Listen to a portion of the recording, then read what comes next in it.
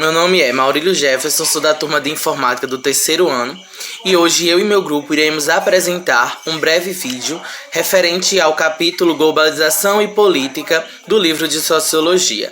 O meu grupo é composto por Maria Vitória, Maiane Caroline, José Eric, Rodrigo Oliveira e Camila Nascimento.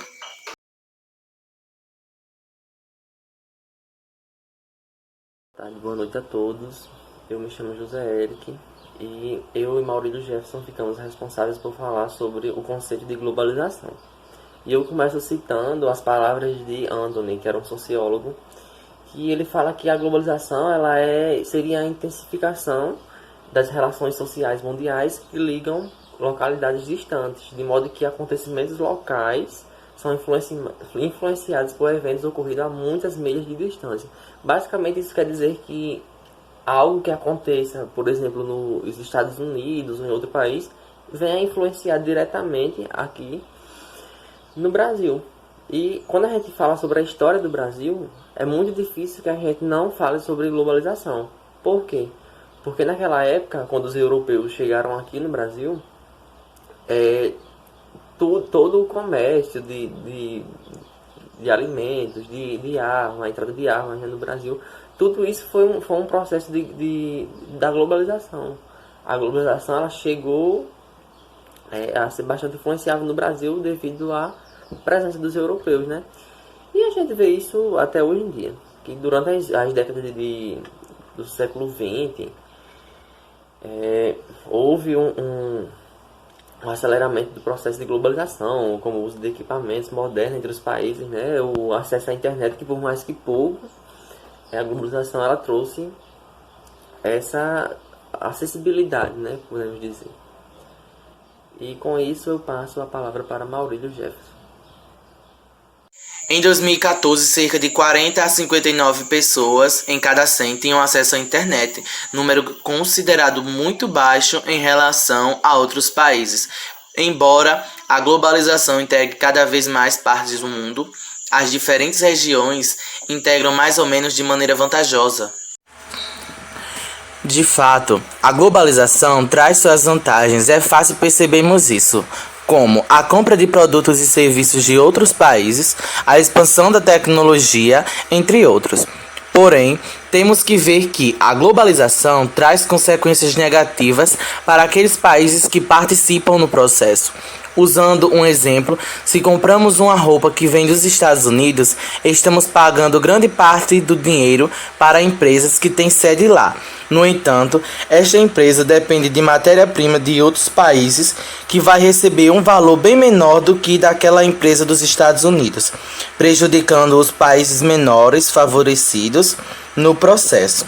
Vale ressaltar que a globalização não é apenas na área da economia ou tecnológica, mas na esfera cultural, artística e estilosa, podemos vir a influenciar outros países.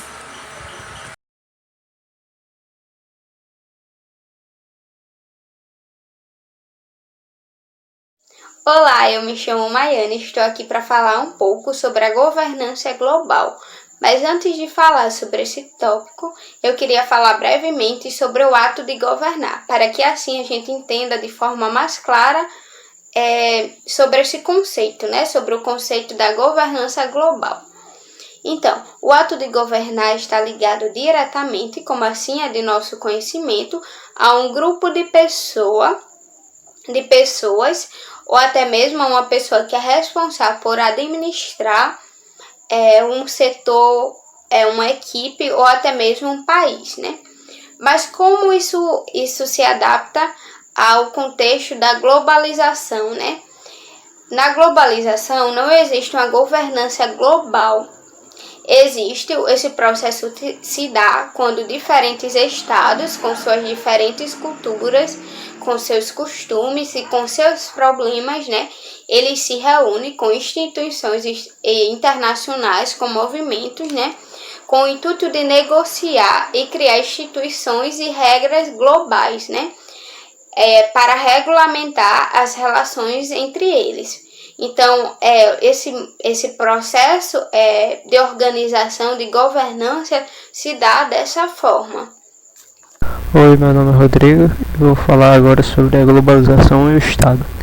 Quando o Estado começa a fazer parte do mundo globalizado, é como se ele estivesse imerso em uma aldeia global, uma grande sociedade feita de direitos e regras. Apesar de gerar grandes benefícios ao crescimento de uma nação, esse tipo de imersão pode gerar algumas consequências. Uma delas é a perda de poder. Segundo Jessica T. Meadows e Zygmunt Bauman, tais normas geradas pela política externa colaboram para o enfraquecimento do Estado moderno. Ou seja, toda ação interna de um país gera uma reação no mundo afora. E dependendo do que seja, os outros países, empresas e organizações podem aprovar ou reprovar isso. Essa valorização ela gera um impacto principalmente no mercado. Em alguns casos, o país se vê obrigado a perder sua soberania nacional, por exemplo, para garantir a sua estabilidade econômica e a boa relação com os outros países globalizados. Esse enfraquecimento também se dá pela perda de autonomia. Os países começam a depender um dos outros para resolver determinados problemas. Por exemplo, quando o Brasil foi construir a usina nuclear Angra 1, ela foi feita tanto por brasileiros como alemães que ajudaram a implementar essa tecnologia. Outra consequência é que o Estado, segundo Bauman, recebe mais dois papéis econômicos. Ele evita medidas que mexam demais com a economia para não gerar possíveis efeitos ruins e ajudar as pessoas que sofrem as consequências da globalização. Para explicar essa relação de causa e efeito, o economista Danny Roderick inventou uma fórmula para que haja uma perfeita democracia e globalização, sacrifica-se a soberania nacional.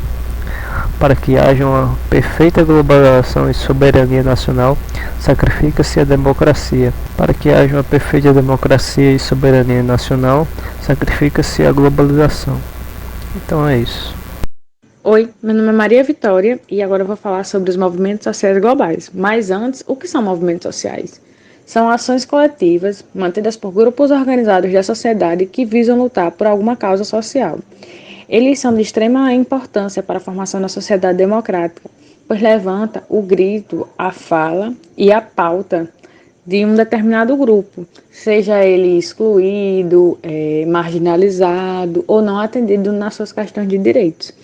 Não se dá para definir exatamente o que é um movimento social ou como um movimento social é composto, mas há uma convergência sobre os movimentos, sobre como eles se estruturam, que é que eles constatam as tensões sociais daquela determinada região, daquele determinado grupo, o que eles sofrem, o que eles passam, e marcam a iminente ruptura de uma mudança social. Os movimentos sociais globais são atores coletivos que exercem poder sem intermediários, por conta da sua relevância e o seu potencial reformador, por meio de lutas, protestos, manifestações e mobilizações. Pressionam e participam de forma direta das decisões do Estado. A gente tem inúmeros movimentos sociais globais, a gente tem o Greenpeace, a gente tem o Black Lives Matter, que levantou a pauta antirracista, agora recentemente, no último ano. A gente tem um movimento feminista, um movimento sobre os direitos LGBT. E os movimentos sociais globais, eles vão atribuir características nas lutas das pautas, dependendo da necessidade da região. Por exemplo, o racismo nos Estados Unidos é diferente do racismo no Brasil, então a pauta levantada lá é diferente da pauta levantada aqui. Mas as pautas se unem justamente porque eles têm um objetivo em comum, que é extinguir o racismo no mundo.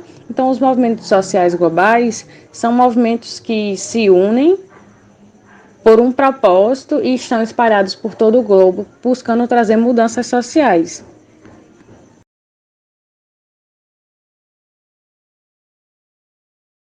A globalização no Brasil pode se manifestar em diversos campos sociais, nos quais tem impactos positivos e negativos para os brasileiros.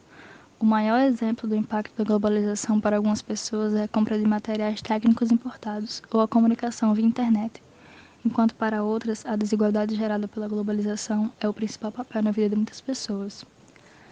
A falta de uma estrutura educacional leva a fatores que dificultam o investimento de muitas empresas no Brasil, como a mão de obra de qualidade. Essas empresas não recrutam um grande número de profissionais sem uma formação de alta qualidade. Com isso, vão se estabelecer em um país mais estruturado. As empresas que se instalam aqui veem no país uma oportunidade de expandir seu mercado consumidor e buscar mão de obra barata e mais fontes de matéria-prima. O que sim gera muitos empregos, mas as condições de trabalho são mais precarizadas. O dilema brasileiro em relação à globalização, economia e desigualdade envolve também o setor do agronegócio. De um lado, existem instituições que defendem a proteção ambiental, e de outro, aqueles que se beneficiam do meio ambiente a todo custo, com o desmatamento e a utilização do espaço desmatado para a forte investida no setor agropecuário. O que vem a prejudicar a vida de muitos brasileiros, tendo em vista que muitos moram em espaços rurais e se veem forçados a deixarem seus lares e suas fontes de sustento para ceder o espaço a essas empresas.